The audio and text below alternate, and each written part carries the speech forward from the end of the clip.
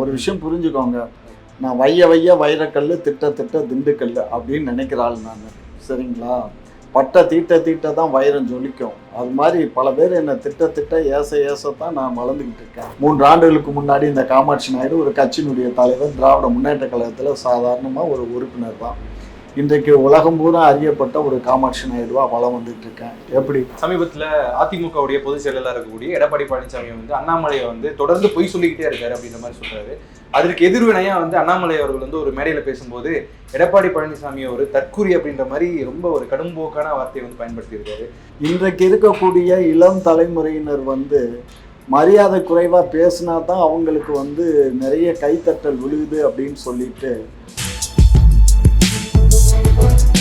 அவர் அண்ணாமலை ஒரு IPS officer இந்த அளவுக்கு கீழே பேசக்கூடிய அளவுக்கு ஒரு சாதாரண ஒரு கான்ஸ்டேபிள் கூட இந்த மாதிரி பேச மாட்டாங்க. என்னத்துக்கு நாங்கள் அதிமுக பழி வாங்குறோம்? அது எங்கள் புள்ள தானே கண்ணு, எங்களுக்கு பிறந்த புள்ள தானே அதிமுக.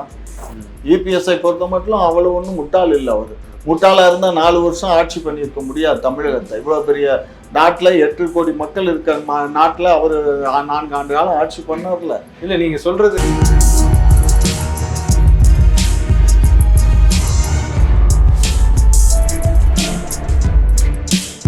ஹாய் ஹலோ வணக்கம் மாலை மலை வியூவர்ஸ். இன்றைய சிறப்பு நேர்காணலில் நம்மோடு இணைந்திருப்பவர் தமிழ்நாடு நாயுடு பேரவையின் தலைவரும் திராவிட முன்னேற்ற கழகத்தின் மூத்த முன்னோடியுமான முனைவர் திரு காமாட்சி நாயுடு அவர்கள். வணக்கம் சார். வணக்கம். எப்படி சார் இருக்கீங்க? நலமா இருக்கேன்.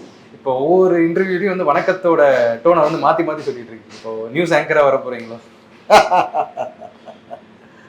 டிவியில் எப்படிதான் வணக்கம் அப்படின்ற மாதிரி சொல்லுவாங்க. அதாவது கண்ணு, ஒரு அன்போட வர்றீங்க நீங்கள்லாம்.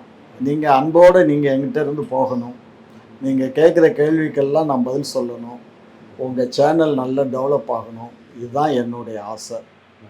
மக்கள் எல்லாரும் நம்மளை பார்க்கணும். மக்கள் நம்ம என்ன சொல்கிறோங்கிறத அவங்க எதிர்பார்த்துட்டு இருப்பாங்க. நல்ல செய்திகளை சொல்லணும். அதுதான். ஆனால் இப்போ சமீபத்தில் நிறைய ஃபேக் நியூஸ்லாம் பரவுது. அது மூலிமா நிறைய சாதிய மத மோதல்கள்லாம் நடக்குது. ஸோ என்னை பற்றியே தவறாலாம் நிறைய ட்ரோல் பண்ணுறாங்க. நானும் பார்த்துக்கிட்டு தான் இருக்கேன். நான் ஏதாவது ஒன்று பேசுனேன்னா அதை எடுத்து வச்சுக்கிட்டு அவன் ட்ரோல் பண்ணுறாங்க. எப்படியும் ஒரு மாதத்தில் 10 ட்ரோல் பண்ணுறாங்க. நம்ம 2 பேர் பண்ண இன்டர்வியூவும் ட்ரோல் பண்ணிட்டாங்களா? அப்படியா? ஸோ அதனால் அதை பற்றியெல்லாம் நான் கவலை இல்லை கண்ணு. ஒரு விஷயம் புரிஞ்சுக்கோங்க. நான் வைய வைரக்கல், திட்ட திண்டுக்கல் அப்படின்னு நினைக்கிற ஆள் நான். சரிங்களா? பட்ட தீட்ட தான் வைரம் ஜொலிக்கும். அது மாதிரி பல பேர் என்னை திட்ட ஏசத்தான் நான் வளர்ந்துக்கிட்டு இருக்கேன். யோசிச்சு பாருங்கள்.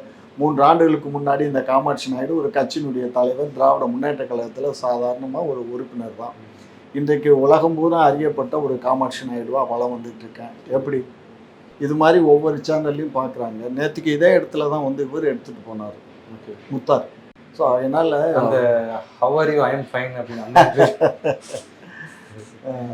சார். ஆனால் இப்போ தமிழ்நாட்டுடைய அரசியல் சூழலை பார்த்தீங்கன்னா ஒரு மாதிரி மோதலாகவே போயிட்டு இருக்கு. சமீபத்தில் அதிமுகவுடைய பொதுச் செயலாளர் இருக்கக்கூடிய எடப்பாடி பழனிசாமி அண்ணாமலையை தொடர்ந்து பொய் சொல்லிக்கிட்டே இருக்காரு அப்படின்ற மாதிரி சொல்றாரு. அதற்கு எதிர்வினையா அண்ணாமலை அவர்கள் ஒரு மேடையில் பேசும்போது எடப்பாடி பழனிசாமி ஒரு தற்கூரி அப்படின்ற மாதிரி ரொம்ப ஒரு கடும்போக்கான வார்த்தையை பயன்படுத்தி இருக்காரு. ஸோ இந்த மாதிரி ஆரோக்கியம் அல்லாத அரசியல் சூழலை நீங்க எப்படி பாக்குறீங்க?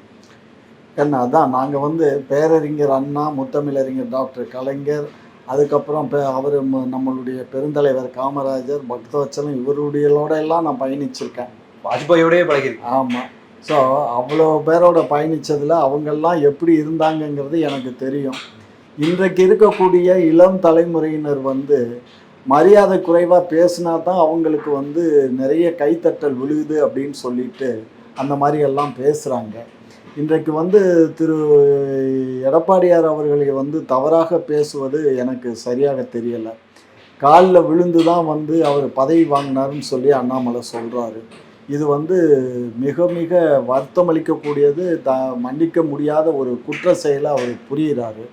அவர் அண்ணாமலை ஒரு ஐபிஎஸ் ஆஃபீஸர் இந்த அளவுக்கு கீழே பேசக்கூடிய அளவுக்கு ஒரு சாதாரண ஒரு கான்ஸ்டேபிள் கூட இந்த மாதிரி பேச மாட்டாங்க. அவங்க டிபார்ட்மெண்ட்டாக இருந்திருந்தா அந்த அளவுக்கு பேசுகிறாரு.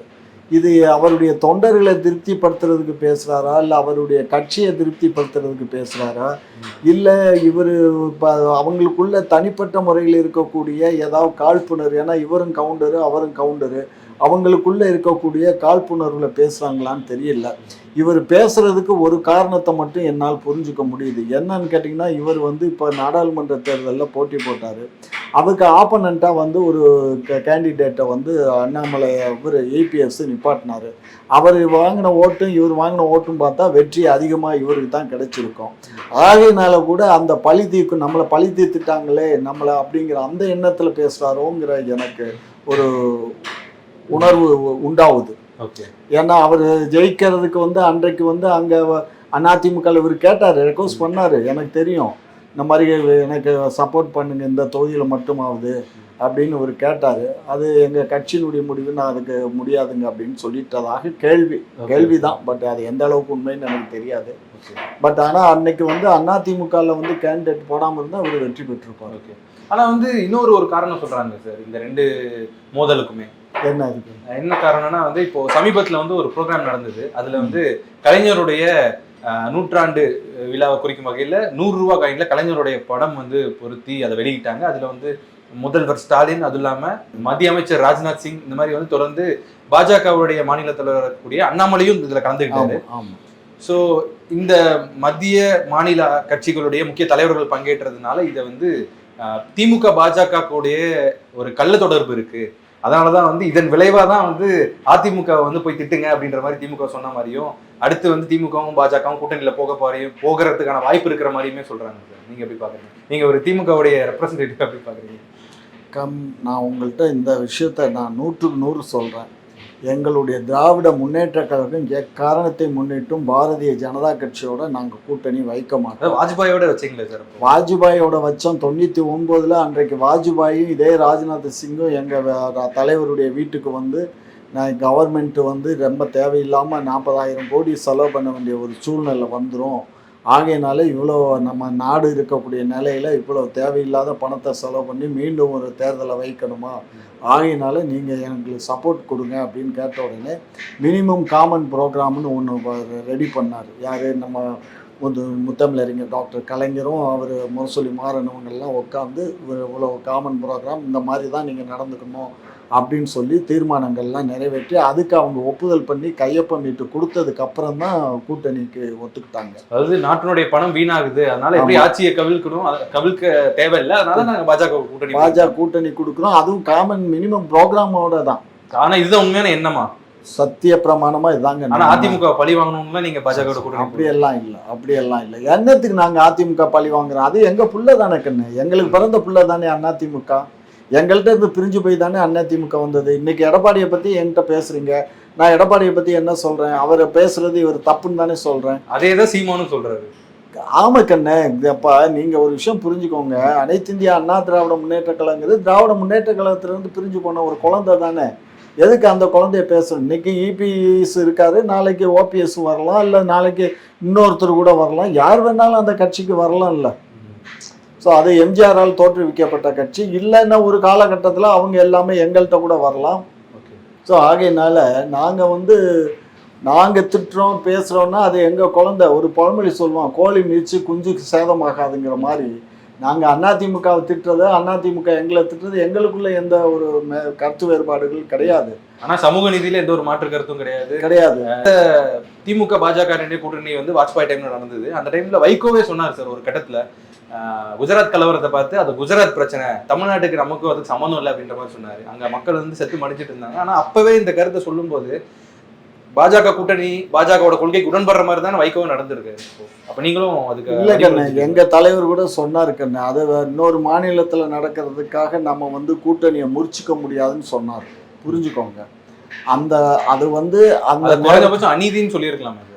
அந்த இல்லை கண்ணு, நான் என்ன சொல்றேன்னா, ஒவ்வொரு மாநிலத்தினுடைய சந்தர்ப்பம் சூழ்நிலைகள் என்னங்கிறது தெரியாது.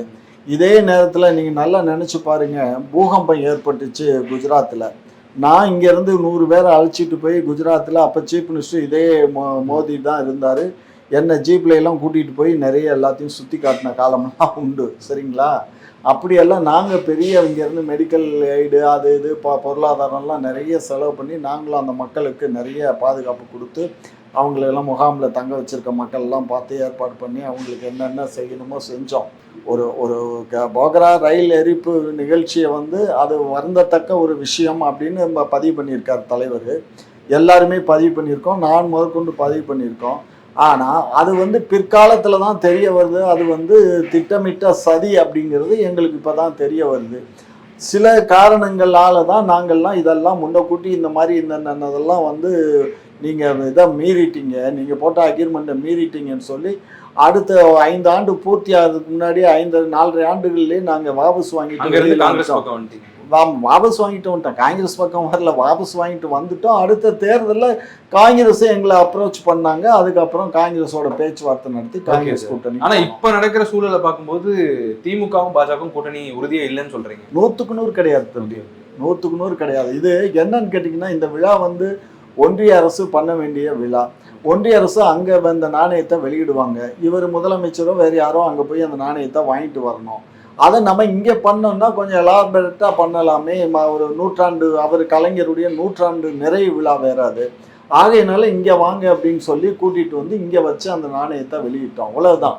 அதனால இதில் வந்து சமாதியில் அவர் ஒதுங்கி நிற்பார், அண்ணாமலை வாங்க பக்கத்தில் வாங்கன்னு கூப்பிட்டாரு. சார் இதெல்லாம் வந்து ஒரு காமனாக ஒரு மனிதன் நினச்சி பாருங்க. நம்ம வீட்டுக்கு ஒரு கெஸ்ட்டு வந்தாங்கன்னா அவங்கள வந்து நம்ம இக்னோர் பண்ண முடியுமா?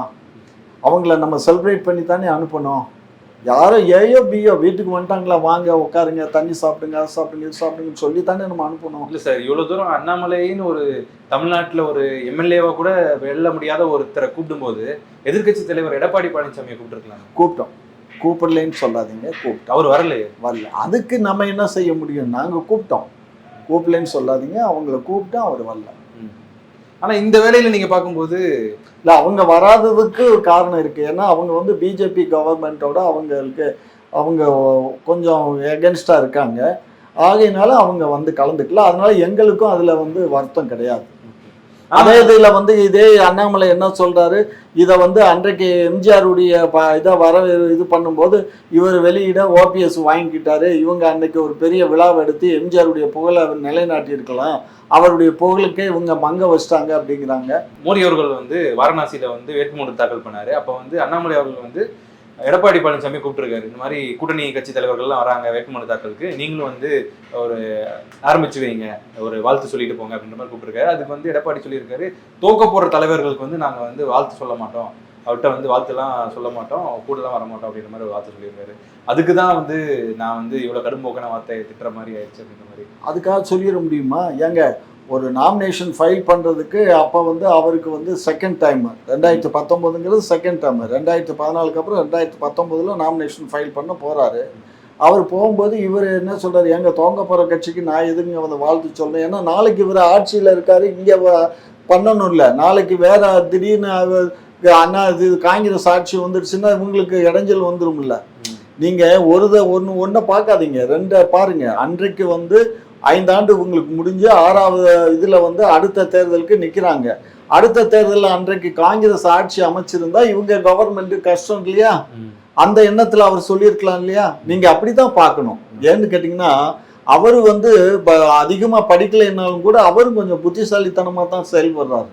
இபிஎஸ்ஐ பொறுத்த மட்டும் அவ்வளோ ஒன்றும் முட்டாள் இல்லை. அவர் முட்டாளாக இருந்தால் 4 வருஷம் ஆட்சி பண்ணியிருக்க முடியாது தமிழகத்தை. இவ்வளோ பெரிய நாட்டில் 8 கோடி மக்கள் இருக்க நாட்டில் அவர் 4 ஆண்டு காலம் ஆட்சி பண்ணார்ல. இல்லை, நீங்கள் சொல்கிறது திரு காமாட்சி நாயுடு அவர்கள் சொல்கிறது வந்து அப்படியே சீமான் சொல்கிற மாதிரியே இருக்குது. ஏன்னா அவரும் இதே தான் சொன்னார், எடப்பாடி தான் புத்திசாலி, அதே மாதிரி எடப்பாடிக்கு தான் சப்போர்ட் பண்ணி பேசிகிட்டு இருந்தார் எல்லாரையும், நீங்களும் அதே மாதிரி பேசுகிறீங்க. உண்மையை சொல்கிறேன் தம்பி, நான் என்ன சொல்கிறேன், சீமானோட என்ன கம்பேர் பண்ணாதீங்க. அவர் எங்கேயோ இருக்கார், 8.2% ஓட்டை வாங்கி அவர் எங்கேயோ இருக்கார், சரிங்களா? அடுத்து வரக்கூடிய தேர்தலில் நான் அவர் கூட எதிர்கட்சி தலைவராக வந்தாலும் ஆச்சரியப்படுறதுக்கு இல்லை, சரிங்களா?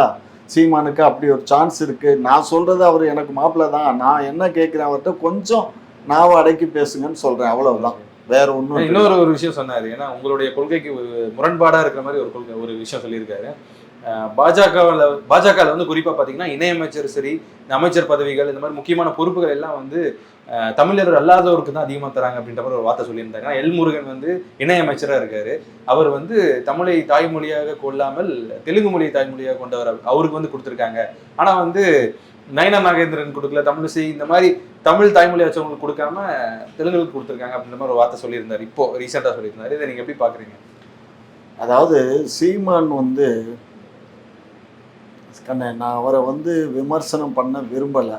ஆனால் அவர் வந்து கொஞ்சம் வந்து ஹிஸ்ட்ரியை படிக்கணும். ஹிஸ்ட்ரி படிக்காமல் எதையுமே, நான் ஹிஸ்ட்ரியில் தான் முனைவர் பட்டம் வாங்கியிருக்கேன். ஹிஸ்ட்ரி படிக்கணும். எப்படி தமிழ் வந்தது, தெலுங்கு வந்தது, மலையாளம் வந்தது, கன்னடம் வந்தது, இதெல்லாம் யார், இவங்களுக்கெல்லாம் யார் தாய் அப்படிங்கிறத பார்க்கணும். எங்களுக்கு எல்லாம் தாய் யார்? தமிழ். தமிழ்லேருந்து வந்த குழந்தைகள் தான் இவங்க. அந்தந்த வட்டாரத்தில் அங்கங்கே சில கிரந்தங்கலந்த தமிழ் வரும்போது சில மொழிகள் வடச்சொற்கள் மாற்றங்கள் ஏற்பட்டு தான் அந்த மொழிகளுடைய பிரிவினைகள் வருது. அந்தந்த மொழிகள் பேசுகிறாங்க. அந்தந்த குழுக்கள் போய் அங்கங்கே இப்போ ஒரு மலை பிரதேசத்தில் போய் அங்கே வந்து மலையாளம் பேசுகிறாங்க, இந்த பக்கம் போய் கன்னடம் பேசுகிறாங்க, இந்த பக்கம் போனவங்க தெலுங்கு பேசுகிறாங்க. பட் இங்கே இருந்தவங்க இங்கே தானே இருக்கோம். இல்ல, வாய்ப்புகள் எல்லாமே வந்து ஒரு சார்பா போகுது அப்படின்ற மாதிரி. ஒரு சார்பா போறதுன்னா அது அந்த கட்சியினுடைய கொள்கை. நீங்க நல்லா புரிஞ்சுக்கோங்க. திராவிட முன்னேற்ற கழகம் இன்றைக்கு வந்து ஆட்சி கட்டில உட்கார்றதுக்கு யார் உறுதுணையா இருந்தாங்களோ அவங்களுக்கு தான் அவங்க சப்போர்ட் பண்ண முடியும். உறுதுணையா இல்லாதவங்களுக்கு எப்படி சப்போர்ட் பண்ண முடியும் சொல்லுங்க? அதாவது பட்டியலின மக்கள்லயே கீழ்த்தட்டுல இருக்கக்கூடிய இனம் தான் ஆதி ஆந்திரா. அந்த இனத்தை சேர்ந்த ஒருத்தருக்கு வந்து தமிழ்நாட்டின் சார்பா அவருக்கு ஒரு அமைச்சர் பதவி கொடுத்துருக்காங்கன்னா அதை பெருமைப்படணுமா, சிறுமையை உண்டு பண்ணணுமா? நீங்களே சொல்லுங்க. இல்ல, பெருமையான விஷயம் தான். அப்புறம் ஆனா இப்போ வந்து நிர்மலா சீதாராமன் மாதிரி இருக்கிற எலெக்ஷன்ல நிக்காம அவங்களுக்கு வந்து ஒரு பதவி கொடுக்குறாங்க, ஒரு மத்திய அமைச்சர் பதவி கொடுக்குறாங்க. ஜெய்சங்கருக்கும் அதே மாதிரி தான் மத்திய அமைச்சர் பதவி கொடுக்குறாங்க. இந்த மாதிரி சலுகைகள்லாம் ஏன் வந்து பிசி எஸ்சி எஸ்டியில் உள்ள பாஜக நிர்வாகிகளுக்கு தர்றதில்ல அப்படின்ற ஒரு கேள்வி. அது அவங்க கட்சியினுடைய கொள்கை. அதுல நான் உள்ள போக விரும்பல. அப்ப இதுல மட்டும் உள்ள போறீங்க? எதுல? இப்போ சீமான் சொன்ன ஸ்டேட்மெண்ட், சீமான் சொன்ன ஸ்டேட்மெண்ட் தவறுன்னு சுட்டி காட்டுறேன். அதே மாதிரி சீமான் அவங்களுக்கு கொடுத்த தப்புன்னு சொல்றாரா? இல்ல சார், அப்பனா இதையும் நீங்க தவறுன்னு தான் சொல்றீங்க. நாங்க பாருங்க, நான் என்ன சொல்றேன், எனக்கு வந்து நிர்மலா சீதாராமன் சிறு குழந்தை முதல் எனக்கு தெரியும். எங்கள் ஊர் தான் மதுரை, அதுக்கப்புறம் திருச்சி, அதுக்கப்புறம் தான் அங்கங்கே எல்லாம் போய் டெல்லியில் போய் செட்டில் ஆனாங்க. சரிங்களா? ஊர் பாசம். ஊர் பாசங்கிறது இல்லை. அவங்க வந்து பாரதிய ஜனதா கட்சிக்கு கடுமையான ஸ்போக் பர்சனாக இருந்தவங்க. அவங்க நல்ல பேச்சாளர். நான் ஏற்கனவே டெல்லியில், உங்களுக்கு தான் நான் தெரியும் இல்லையா, நான் வந்து விவசாய அணியினுடைய மாநில தலைவராகவும் அகில இந்திய பொதுச் செயலாளராக கொஞ்ச நாள் அங்கே வைக்கும்போது நான் டெல்லியில் தான் இருந்தேன். எனக்கு பாஜக ஆஃபீஸு எய்த்த மாதிரி தான் ஆஃபீஸு. அதனால அப்போவுமே அவங்கள எனக்கு இங்கே இருந்ததுனால நான் அவங்கள தெரியும். ஆனால் பட்டு தெரியுங்கிறதுனால நான் அவங்கள்ட்ட போய் பேசலை. ஏன்னா எனக்கு வந்து அப்போ வந்து பெரிய அளவில் வந்து அவங்க இல்லை. ஸோ அதனால் நான் வெங்கையா நாயுடோடய க்ளோஸ். நான் ஏதாவது டைம்னா வெங்கையா நாயுடு தான் உட்காந்து பேசிகிட்டு இருப்பேன். அப்புறம் ஏதாவது வாஜ்பாய் வருவாங்க, அவங்கெல்லாம் வந்தவுடனே நான் எழுந்து எங்கிட்டு வந்துடுவேன். அந்த மாதிரி. அதாவது கண்ணு, ஒவ்வொரு காலகட்டத்திலையும் ஒவ்வொரு விதமாக மாறுங்கண்ணே. இந்த பாரதிய ஜனதாவை கட்சியை பொறுத்த மட்டிலும் அவங்க முழுக்க பார்ப்பனியத்துக்கு தான் அவங்க முக்கியத்துவம். இன்றைக்கு இது அவங்க மட்டும் இல்லை கண்ணு, ஈவன் தோ காங்கிரஸ் ஆட்சியில் கூட வேறு வழி இல்லை. என்னன்னா கல்வி அறிவு வந்து அந்த ஆளுகள் தான் அதிகமாக இன்றைக்கி ஐஏஎஸ் ஐபிஎஸ் பாஸ் பண்ணி வர்றது வந்து அவங்க தான் வர்றாங்க. இன்றைக்கு 83 விழுக்காடு ஐபிஎஸ் ஆஃபீஸர் ஐஏஎஸ் ஆஃபீஸர்ஸ் பூரா அவங்க தான் இருக்காங்க. டெல்லியில் செக்ரட்டரியேட்டில் பொறுத்த மட்டும் எல்லாமே அவங்க கண்ட்ரோலில் தான் இருக்குது. ரிசர்வ் பேங்க் ஆகட்டும், இப்போ ஒரு ஊழல் நடந்துச்சுன்னு சொல்லி அந்த அம்மா மேலே இப்போ இக்கின்பர ஒரு இது கொண்டு வர்றாங்களே, அந்த அம்மாவும் பிராமின் தான். இது ஜெய்சங்கரும் பிராமின் தான். ரிட்டையர் ஆன உடனே அவரை தூக்கிட்டு வந்து போட்டாங்க. அதான் நான் மறைமுகமாக கேட்டேன், நீங்கள் வந்து டேரக்டாக இல்லை நான் எப்பயுமே வந்து அவங்க வந்து ஒரு 3% கூட இந்தியாவில் இல்லாத ஜனத்தொகையை கொண்டவங்க தான். இருந்தாலும் அவங்க வந்து இன்றைக்கு வந்து கல்வியில் சிறந்து விளங்குறாங்க. அவங்களுக்கு கல்வி அறிவு இருக்கிறதுனால அது அந்தந்த அரசு அவங்கள அப்படியே அணவரைச்சு கொண்டுட்டு போகுது. அவ்வளோதான். அதுக்கு வந்து நம்ம எந்த விதத்துலையும் அவங்க கல்வியில் படித்து பாஸ் பண்ணாங்களே தவிர படிக்காமல் யாரும் போல இல்லை. படித்ததுனால தானே ஐபிஎஸ் ஐஏஎஸ் பாஸ் பண்ணுறாங்க. அப்படி இருக்கும்போது அதை எப்படி நம்ம தவறுன்னு சொல்ல முடியும்? ஆனால் ஆஃப்டர் ரிட்டையர்மெண்ட்டு இவங்க கொண்டுட்டு போய் இந்த போஸ்ட்டில் அந்த போஸ்ட்டில் எல்லாம் உட்காந்து வைக்கிறது தான் தவறு. அந்த காலத்தில் ஒரு பிராமின் வந்து காங்கிரஸ் பீரியடில் 99 காலகட்டத்தில் வெளியுறவுத்துறை அமைச்சராக ஒரு பிராமின் இருந்த காரணத்தினால தான் அன்றைக்கு வந்து இலங்கையில் அந்த போர் நடந்தது. அதை தடுத்து நிறுத்த முடியாத காரணமே அதே பிராமின் தான். சரிங்களா? எனக்கு அந்த வருத்தம் ஜாஸ்தி. ஏன்னா பிரபாகரன் வந்து எனக்கு நெருங்கிய நண்பர். அதெல்லாம் இப்ப இந்த மாதிரி இல்ல. பிரபாகரனுக்கு வந்து நீங்க நெருங்கிய நம்பரா இல்ல சீமான் நெருங்கிய நம்பரா? நான் அதை அவரை பத்தி நான் சொல்ல விரும்பல கண்ணு. நான் வந்து இல்ல சார், அவர் ஒரு போட்டோ காமிக்கிறாரு, அவரும் வேலுப்பிள்ளை பிரபாகரன் அவரும் ஒன்னா இருக்கிற மாதிரி. கண்ணு என்கிட்ட போட்டோன்னா நிறைய இருக்கு தங்கம். இது எல்லாம் அந்த காலத்துல எடுத்த பிளாக் அண்ட் ஒயிட்டு. ஸோ அதனால அவருக்கு கால் ஒடிஞ்சு அவர் ட்ரீட்மெண்ட் இருக்கும்போது மதுரையில் ஒவ்வொரு வீட்டில் தான், யார் நம்ம நெடுமாறன் அண்ணாச்சி வீட்டில் தான். ஸோ அவர் வீட்டில் தான் எல்லாம் ட்ரீட்மெண்ட் எல்லாம் கொடுத்தோம். அங்கே தான் இருந்தோம். நான் தான் எங்கள் சித்தப்பா தான் ஆர்த்தோ வெங்கடகிருஷ்ணனை கூட்டிகிட்டு போய் ட்ரீட்மெண்ட் கொடுத்ததே நான் தான். இன்னும் சொல்ல போனால் விடுதலை புலிகளுக்காக எங்கள் வீட்டுக்கு பின்னாடி அண்ணா நகரில் 2 வீடு எடுத்து கொடுத்து அங்கேருந்து கால் கை ஒடிஞ்சவனை பூரா கொண்டுட்டு வந்து அங்கே வச்சு 2 நர்ஸை போட்டு 4 டாக்டரை போட்டு ட்ரீட்மெண்ட் கொடுத்ததே நான் தான். சரி, என்னைய கேட்டுற போறாங்க சார். கேட்கட்டும், அதனால ஒன்றும் தப்பு இல்லையே. அப்போ வந்து டைரெக்டாக வந்து அம்மா அப்பா ஆதரவு கொடுத்தாங்கல்ல, இந்திரா காந்தி ஆதரவு கொடுத்தாங்க, எம்ஜிஆர் ஆதரவு கொடுத்தாங்க, நானும் ஆதரவு கொடுத்தேன். எம்ஜிஆர் அப்போ வந்து நான் அதிமுகவில் இருக்கேன். எம்ஜிஆர் ஆதரவு கொடுத்ததுனால நானும் ஆதரவு கொடுத்தேன். அதுக்கப்புறம் நான் இங்கேருந்து நிறைய அரிசி பருப்பு எல்லாம் நான் அனுப்பிச்சி வச்சேன். அதில் இப்போ சிறையிலேருந்து வந்த ஒருத்தருக்குள்ள 1-2 பேத்துக்கு தெரியும். அவங்க அப்போ எல்லாம் வந்து பார்த்துட்டு போனாங்க. அவங்கெல்லாம் இப்போ இடையில நான் ராவணாவுக்கு போயிருக்கும்போது கூட ஒருத்தர் வந்து பார்த்துட்டு, ஐயா நீங்கள் இங்கேயா இருக்கீங்க அப்படின்னு எல்லாம் வந்து என்கிட்ட பேசிட்டு போனாங்க. அதே மாதிரி அங்கே இருக்க எம்பி எல்லாம் வந்து என்னை பார்த்து பேசுகிறாங்க. நான் இதை வந்து விளம்பரப்படுத்த விரும்புறது இல்லை கண்ணு. எனக்கு அவங்க விளம்பரப்படுத்துறாங்க. எனக்கு அதை பற்றி என்ன கவலை? அவங்க நல்லா இருக்கட்டும், அவர் என் மாப்பிள்ளை தானே, நல்லா இருக்கட்டும், எங்கள் வீட்டு பொண்ணை தானே கட்டியிருக்காரு. ஸோ அதனால இது தவறுன்னு சொல்ல முடியாது கண்ணு. நான் என்ன சொல்கிறேன், உங்களுக்கு ஒன்று கிடைக்கலைங்கிறதுக்காக எனக்கு கிடைக்கக்கூடாதுன்னு நீங்கள் நினைக்கக்கூடாது. அவர் நல்லா இருக்கட்டும், நல்லா வாழட்டும், அதை பற்றி எனக்கு ஒன்றும் தவறுன்னு நான் சொல்லலை, தவறும் அல்ல. இதுவரை நமது பல்வேறு கேள்விகளுக்கு பொறுமையுடன் பதில் கூறிய திரு காமாட்சி நாயுடு அவர்களுக்கு நன்றி மற்றும் வாழ்த்துக்கள். நன்றி, வணக்கம்.